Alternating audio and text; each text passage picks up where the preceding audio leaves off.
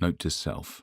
When in the middle of a session, try not to lose it by hearing imaginary voices right when a client is about to tell you something important. Shit. I don't know what that was all about, but I never did manage to get Ava back to that moment. She clammed up right after she told me the disturbing story about her husband, which is obviously something I wanted to hear more about, especially after the episode in my kitchen. If I'm being perfectly honest, I felt unsettled for the rest of the afternoon and evening, which were interminable. You see, it's true what they say. You don't really know what you've got until it's gone. In this case, I'm not talking about my family, for once, but online streaming services. I can't remember if I've mentioned this before, or if you've guessed it, but there is no entertainment whatsoever in this house. No television, no books or radio of any kind, and I'm not talking about the fact that they didn't work in this dead zone. I'm talking about the fact they don't exist, which isn't altogether surprising. The old man came to this place to escape life, so the last thing he would have wanted was to bring it here with him. He would have whiled away the time drinking, eating good food, and, well, you know. I can't think about it too much because the thought makes me want to heave. So, anyway, it's just me, myself, and I, staring at the four walls. There isn't so much as a magazine here. Not that I'm a big reader, but still, what I'd give for something to read right now.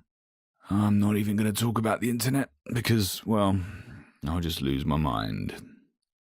So, anyway, with nothing else to do, I decide to swap listening to the creepy, creaky sounds of the wind in the skylight for the creepy, scratchy, flappy sound of the creatures in the attic, but not before performing security detail twice. I check that all doors and windows are locked and that the alarm system is armed, while imagining the film score to The Shining following me about the place. I don't know what kind of party is taking place in the attic, but whatever creatures are lurking up there, presumably the bats, it seems like they're trying to burrow their way through the ceiling to get to me. At one point they even dislodge some small flakes of plaster. Are you fucking kidding me? Plaster? How big are these bloody things anyway? Yeah, so I'm going to have to go and investigate. Well, not now. I'm many things, but I'm definitely not the stupid hero who decides to investigate the unknown in the dead of night with a flashlight. No, that stuff can wait until the safe light of day. Besides, I wouldn't be able to see much in the dark anyway, would I? It makes perfect sense to go up there in the daytime. So then, I'm tossing and turning. I've lost count of the amount of times I've plumped the pillows, shifted positions, and cast unwanted thoughts from my mind. Then, I take to counting the amount of times the lighthouse beam sweeps around the room, while I suppress spontaneous images of my breaking out from this prison and being pursued by searchlights. Anyway, as odd as it may seem, I highly recommend it because somewhere within an hour, I finally close my eyes. Sunshine, summer breeze, the smell of the ocean, fried onions, a hot dog stand, laughing. I'm laughing. I'm happy. I'm blessed.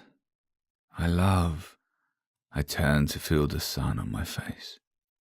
Ah, it's warm, like soft fingers on my skin. But then it disappears. It's cold. There's a shadow standing over me. There are people in my room, standing by my bed. I open my eyes, bolt upright. I'm panting, sweating, wheezing. I remain that way, one hand on my damp chest, as if to still the pummeling of my heart. But that isn't the reason. I dreamt that somebody was touching me. Somebody with cold hands placed something on my chest. I look down, as if I can see in the gloom. I can't. There's nothing there. My fingers feel nothing. And yet, I felt it. It was ice cold. I take a deep breath. There's nobody here. It was just a dream, a bad dream that I felt real. I take another breath. Calm yourself, calm down. And yet my anxious heart continues to flutter, like a trapped bird. I run my hand through my hair as I conclude that not unlike Jessie's tucking of the hair behind her ears, I seem to have developed a similar self-assuring move. Another lighthouse beam licks around the room like a security light. It's empty. There's nobody in here but me and the shadows. And yet it felt so real. It felt like there were people in here standing over the bed, standing over me. Get a grip, Batista. Your mind is lacking stimulus, distraction, so it's conjuring things from nothing. I'm right. I know I'm right. But still. I reach for my phone and tap it. It's 2:03 in the morning. The nights seem so long here. Jesus! I'm so tired. First I couldn't get to sleep, and now I'm bloody exhausted. I rearrange the pillows, allow myself to fall back onto them, and stare at the ceiling. At least the neighbours have quietened down, which means I can now hear the surf once more. Hypnotic. Calming. I roll onto my side so that I can gaze out the window at the starry sky. And that's when terror knifes me in the gut as my limbs instantly turn to stone. I'm paralysed. No matter how hard I search my brain for a reaction to what I am seeing beyond the glass, all I can do is stare as my body begins to shake with horror. I can see them, not one, but two humanoid, moonlit silhouettes. I can't make out their faces, but I can feel their eyes crawling all over me, observing me as I cower beneath these sheets. Another turn of the lighthouse beam licks around the room. Shadows grow and shift, and then they're gone. I lunge for the light, snap it on, and instantly regret the action, because now all I can see is my own reflection in the black glass, which itself makes me yelp with fright. Fuck!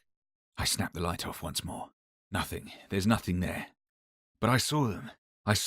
I felt them watching, scrutinizing me. Get a fucking grip. It's true. They were there. Get a grip. Think about it. You heard Ava's story.